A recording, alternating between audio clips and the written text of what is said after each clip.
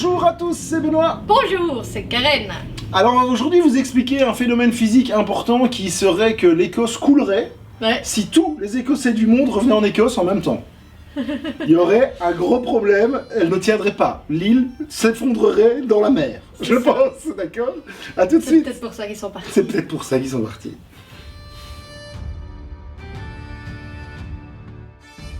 Donc, suite à un appel à l'aide, on nous a envoyé quelques sujets, donc on va déjà en traiter un aujourd'hui. Donc, oui. c'est un petit peu, on sort de notre zone de confort quand même, hein, parce que ça se voit un peu, non? on a un beau être dans un fauteuil, c'est pas hyper confortable. Donc aujourd'hui, on va vous parler des foyers de migration. Je t'aide. Foyer de merci. migration écossais dans le monde. Donc en fait, on va parler d'une première partie, c'est les Island Clearance. Donc c'est les migrations écossaises. Ça veut dire la propreté, comment on dit ça, clearance. C'est ça, Évacuation, c'est le mot que je cherchais, évacuation. Donc une bonne partie des migrations écossaises sont passées en fait plus ou moins en parallèle des guerres jacobites. Donc globalement, on en a déjà parlé. Au XVIIIe siècle. On a commencé à en parler, on en parlera encore. Donc d'abord, il y a eu 3 petites vagues dans le XVIIIe siècle, on va dire. Il y a eu 3 événements qui ont fait qu'on a un peu poussé les Écossais dehors. Je fais ton accessoiriste. Tu fais l'accessoiriste. J'espérais quelque chose comme ça. Il y a d'abord, pour petit rappel sur les guerres jacobites, on va dire qu'il y a eu 2 guerres jacobites majeures en 1715 et en 1745. Donc en 1715, c'est la première guerre jacobite, donc elle se termine vers 1716, ok. Donc les chefs de clan qui restent encore sont globalement désarmés. Hein. Il y a eu la première vague de rébellion jacobite, mais bon, ça s'est pas très bien passé. Donc ils rentrent chez eux, puis en même temps on en déporte quelques-uns, on déporte un petit peu d'Écossais avec. Donc ça c'est la première vague, on va dire, qui commence en 1716. Suite toujours à la première guerre jacobite, est formé le régiment Black Watch dont on a aussi parlé. Donc ça c'est dans les années 1725. Donc là c'est un deuxième flux de migrants. C'est le même flux que le premier, on va dire, c'est suite aux premières guerres jacobites. Mais c'est le deuxième flux de migrants parce que le Black Watch il gère la paix, on va dire, dans les Highlands. Globalement, il y a des Écossais qui n'ont pas tellement envie de ça, donc ils partent, et puis il y en a d'autres qu'on met aussi un peu de force dans les bateaux. Donc le mot évacuation, ça veut dire qu'on éjecte à peu près tout le monde, et ça se passe que dans les Highlands ou ça se passe partout en Écosse? Ça se passe dans les Highlands beaucoup, parce qu'une partie de la migration va se faire des Highlands vers les Lowlands aussi, donc on va dire que la cible c'est vraiment les Highlands. À ça va amener quelque chose aussi, parce que autre chose, c'est que Londres a besoin de nourriture pour ses guerres contre la France. Donc, il faut trouver. Donc voilà, on va commencer un petit peu à cultiver du mouton, hein, à élever des moutons. Du coup, on a élevé du mouton. Donc du coup, on commence à expulser aussi des familles des terres, ceux qui gagnent pas trop de sous, ceux qui rapportent pas trop d'argent. Donc, on va dire que les chefs de clan et les responsables, en partie des chefs de clan, ils s'installent, ils s'enrichissent un petit peu aussi avec les guerres anglais-français. Hein, faut quand même en parler aussi, hein, de temps en temps. Et ils foutent un peu les gens dehors, quoi. Ils ont besoin de place, quoi. Donc ça, c'est aussi suite aux guerres Angleterre-France. Okay, c'est là pas du gain. Okay.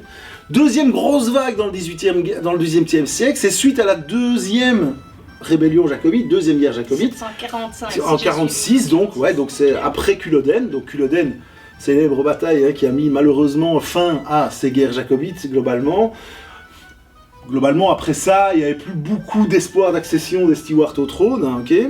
Et il y a eu des actes importants, des lois importantes qui sont nées de ça, notamment l'acte de proscription, okay. Donc ça c'est l'acte vestimentaire, plus le kilt, plus l'épée, etc.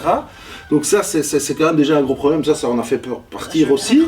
Quelques-uns, et surtout, le plus important dans les migrations, c'est, je le regarde parce que sinon je n'arrive jamais à retenir des trucs pareils, c'est l'acte de juridiction héréditaire, qui a aboli les quasi-totalités des pouvoirs des chefs de clan et le système clanique. Globalement, les Anglais, donc Londres de nouveau, a décidé que les chefs de clan n'avaient plus autorité de suzerain. Mais comme ils étaient propriétaires terriens, forcément, ils avaient des terres mais ils n'étaient plus suzerains, ils en ont profité pour bouger un peu des trucs, et comme ils n'avaient plus la responsabilité de chef de clan non plus, ils ne devaient plus protéger ce qu'on va appeler la veuve et l'orphelin, hein, du coup ils les ont pas protégés, ils les ont poussés vers le Nouveau Monde. Et hop là, on s'en va vers Nouvelle-Écosse. Voilà, la Nouvelle-Écosse. Un nouveau destin s'offre à toi en Nouvelle-Écosse, de l'autre côté de l'océan. Allez, bye bye dans le bateau. Il y en a d'autres qui disent ce genre de phrase. Bye bye dans le bateau. Donc c'est super simplifié comme d'habitude, évidemment. Alors, troisième vague, toujours au XVIIIe siècle. Un peu plus tard, et de nouveau un petit peu l'appât du gain quand même, c'est ce qu'on va appeler l'année des moutons, donc c'est en 1792, et là clairement, l'Angleterre a de plus en plus besoin de bidoches, quoi. Donc ils ont besoin de moutons, donc là on a besoin de moutons. On a besoin de moutons, des cheptels, de moutons. Du coup les fermiers commencent à être un peu dans les pieds quand même, avec leur culture et tout ça, là, tu vois. Donc qu'est-ce qu'on va faire? Bah, on enlève la culture, on va repousser les derniers agriculteurs globalement sur les côtes, on va leur dire finalement tu vas plus cultiver du blé, tu vas pêcher des poissons. Pas tout à fait le même métier, ou bien dans des terres qui rapportent rien, qui sont incultivables, donc du coup, bah ils foutent le camp, bah forcément, qu'est-ce que tu veux qu'ils fassent donc, ils partent où tous ces gens-là? Bah ils partent où? Ils montent dans un bateau, ils traversent, hein, ils partent en Nouvelle-Écosse globalement, ou dans les Lowlands, c'est l'un ou l'autre. Soit ils descendent dans les Lowlands ou dans le nord de l'Angleterre, parce que là il y a encore des terres fertiles, etc. Mais forcément ils perdent un petit peu leur côté Highlander, hein, le côté écossais s'en va légèrement quand même, quand tu descends et que tu passes quelques générations un peu plus bas, c'est plus tout à fait la même chose, et pareil en Angleterre, quand tu pars en Nouvelle-Angleterre, en Nouvelle-Écosse.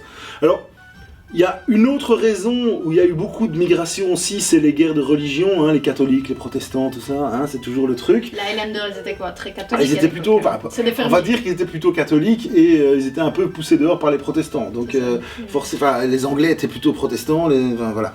Donc les Highlanders étaient globalement assez catholiques, globalement. Hein, on ne sait pas faire une généralité de nouveau. Le monde de l'agriculture généralement. Alors, bon, suite à tout ça, globalement, ça c'est les trois grosses raisons de ce siècle-là, parce que bon, il y en aura d'autres après, mais qui vont, comme vous le verrez plus tard, être plutôt des conséquences de ça.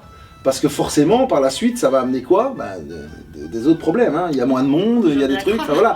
Forcément, à un moment, ça commence à poser d'autres problèmes. Alors, on va dire, dans les Écossais expatriés, les descendants des Écossais expatriés, beaucoup vers la Nouvelle-Écosse, il reste une petite amertume par rapport à ça. D'accord. Donc il n'y a rien à faire, ils ont quand même été foutus dehors par leur chef de clan, alors là ça va de nouveau pas plaire à tout le monde ce que je dis, mais on a un peu tiré la chasse quoi, on a un petit peu poussé dehors les gens qui étaient les moins intéressants, et on a gardé ce qui était le plus intéressant autour de nous, donc forcément les descendants de ceux qu'on a poussés dehors, ils ne se sentent pas toujours les bienvenus en Écosse, malgré qu'ils aient gardé très fort leur sentiment écossais, Highlander, etc. Et la plupart le revendiquent et portent encore fièrement les drapeaux de leur clan. Mais le goût amer, restera là, je pense, très longtemps, malgré tout. Bon voilà, j'espère que ça a été clair pour cette première vague de migration. Je crois qu'Karen a compris. Super clair. Je pense que j'ai pas fait trop d'erreurs, mais j'en ai forcément fait quelques-unes à force de faire des raccourcis. Je pense qu'on peut en parler pendant 2-3 heures, on peut en faire un film. Hein. D'ailleurs, il y a dû y avoir des films là-dessus. Donc il va le faire en 5 minutes. On peut le faire si tu veux. On fera une fois un film. Moi, je veux être l'éleveur de moutons. Et moi, la veuve et l'orphelin. D'accord, tu feras la veuve et l'orphelin en même temps, ça va être cool. Bah ouais. À bientôt. Salut.